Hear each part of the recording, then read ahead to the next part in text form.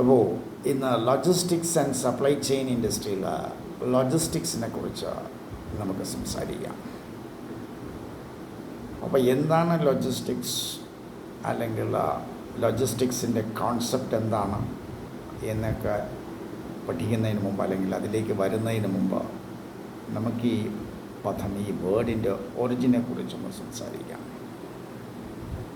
അപ്പോൾ നമ്മളിപ്പോൾ LOGISTICS logistics എന്ന് നമ്മൾ ഇംഗ്ലീഷിൽ എഴുതുന്നു. യഥാർത്ഥത്തിൽ ഈ വാക്ക് ഒരു ഇംഗ്ലീഷ് വാക്കിൽ നിന്ന് വന്നതേ അല്ല, ഒരു ഇംഗ്ലീഷ് വാക്കല്ല. ഇതിൻ്റെ ഒറിജിൻ ഒരു ഫ്രഞ്ച് വേർഡിൽ നിന്നാണ്.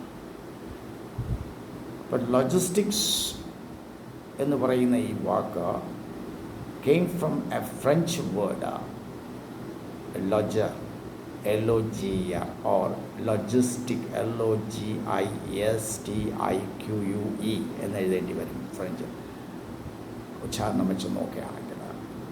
ഈ പദത്തിൽ നിന്നാണ് ലോജിസ്റ്റിക്സ് എന്ന പദം ഉണ്ടായിരിക്കുന്നത്. അപ്പോൾ ഇതിൻ്റെ അർത്ഥം ശരിക്കും ഫ്രഞ്ചിൽ to house, to store, storage എന്നൊക്കെയാണ് ഇതിൻ്റെ അർത്ഥം. അപ്പോൾ ഈ വാക്ക് ആദ്യമായിട്ട് പ്രത്യക്ഷപ്പെട്ടത്